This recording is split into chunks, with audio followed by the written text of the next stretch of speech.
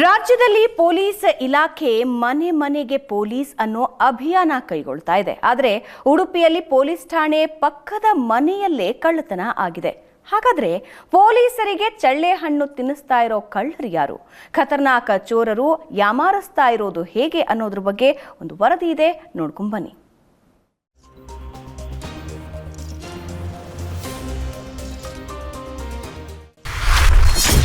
Police ಠಾಣೆಯ ಕೂಗಳತೆಯಲ್ಲಿ ಕಳ್ಳತನ. Police jacket ಧರಿಸಿ ಖದೀಮರ ಕೈಚಳಕ. ಸರ್ಕಾರಿ ನೌಕರರ ಮನೆಯಲ್ಲಿ ಚಿನ್ನ ದೋಚಿ ಪರಾರಿ. ಉಡುಪಿಯಲ್ಲಿ ಕಳೆದ 1 ವರ್ಷದಿಂದ ಕಳ್ಳ ಪೊಲೀಸ್ ಆಟ ನಡೆಯುತ್ತಿದೆ. 11 ತಿಂಗಳ ಹಿಂದೆ ಯಾವ ಲೋಕೋಪಯೋಗಿ ಇಲಾಖೆ ಕ್ವಾರ್ಟರ್ಸ್ನಲ್ಲಿ ಕಳ್ಳತನವಾಗಿತ್ತೋ ಅದೇ ಸಮುಚ್ಚಯದಲ್ಲಿ ಈಗ ಮತ್ತೊಮ್ಮೆ ಕಳ್ಳರು ಸರಣಿಯಾಗಿ ಮನೆ ದೋಚಿದ್ದಾರೆ. ಸರ್ಕಾರಿ ನೌಕರರ ಮನೆಯಿಂದ ಚಿನ್ನ, ಬೆಳ್ಳಿ, ನಗದು ಕದ್ದು ಪರಾರಿಯಾಗಿದ್ದಾರೆ. ಕಳ್ಳರು ಮನೆಯ ಮೆಟ್ಟಿಲು ಹತ್ತಿಕೊಂಡು ಹೋಗುವ ದೃಶ್ಯ ಸಿಸಿಟಿವಿಯಲ್ಲಿ ಸೆರೆಯಾಗಿದೆ. ಸಿಸಿಟಿವಿಯಲ್ಲಿ 3 ಕಳ್ಳರು ಬಂದಿರೋದು ಪತ್ತೆಯಾಗಿದೆ. ಈ ಕಳ್ಳರು ಕರ್ನಾಟಕ ಸ್ಟೇಟ್ ಪೊಲೀಸ್ ಅಂತ ಬರೆದಿರುವ ಜಾಕೆಟ್ ಧರಿಸಿದ್ದಾರೆ. ತಮ್ಮ ಮುಖವನ್ನ ಅರ್ಧ ಮುಚ್ಚಿಕೊಂಡು ಓಡಾಡುವ ದೃಶ್ಯ ಕಂಡು ಬಂದಿದೆ. ಇವರಿಗೆ ಈ ಜಾಕೆಟ್ ಎಲ್ಲಿಂದ ಸಿಕ್ತು ಅನ್ನೋದು ಕುತೂಹಲಕ್ಕೆ ಕಾರಣವಾಗಿದೆ.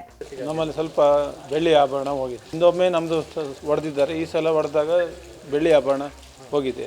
ಮತ್ತೆ ಸ್ವಲ್ಪ ಅಮೌಂಟ್ ಆಗಿದೆ, ಅಲ್ಲಿ ಪರ್ಸಲ್ಲಿ ಇದ್ದ ಅಮೌಂಟ್ ಆಗಿದೆ. ಮತ್ತು ಗೋಡ್ರೇಜ್ ಎಲ್ಲ ಓಪನ್ ಮಾಡಿದ್ದಾರೆ. ನಿನ್ನೆ ನೈಟ್ ಹೋಗಿ ಬೆಳಿಗ್ಗೆ ಫೋನ್ ಬಂತು ಅವ್ರದ್ದು, ನಮ್ಮ ರವಿಕುಮಾರ್ ಅಂತ ಅವ್ರ ಫೋನ್ ಬಂತು, ಹೀಗಾಗಿದೆ ಅಂತ. ಅದೇ ಕೂಡಲೇ ಬಂದಿದ್ದೀವಿ. 5 ಮನೆಗಳಲ್ಲಿ ಕಳ್ಳತನ ಪ್ರಯತ್ನ ನಡೆಸಿರುವ ಕಳ್ಳರು 3 ಮನೆಗಳಲ್ಲಿ ಸ್ವತ್ತುಗಳನ್ನು ಕದ್ದು ಪರಾರಿಯಾಗಿದ್ದಾರೆ.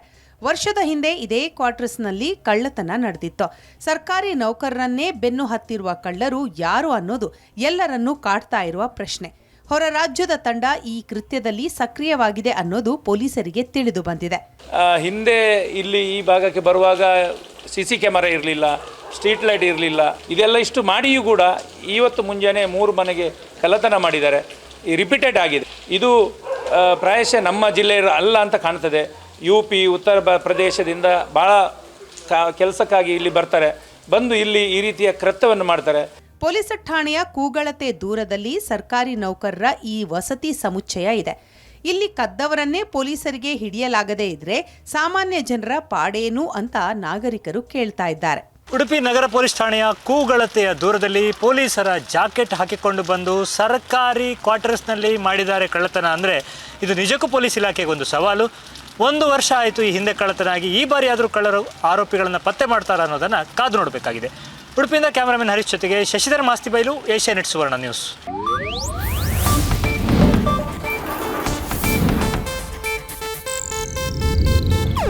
ಇದು ಏಷ್ಯಾನೆಟ್ ನ್ಯೂಸ್ ನೆಟ್ವರ್ಕ್ ಪ್ರಸ್ತುತಿ.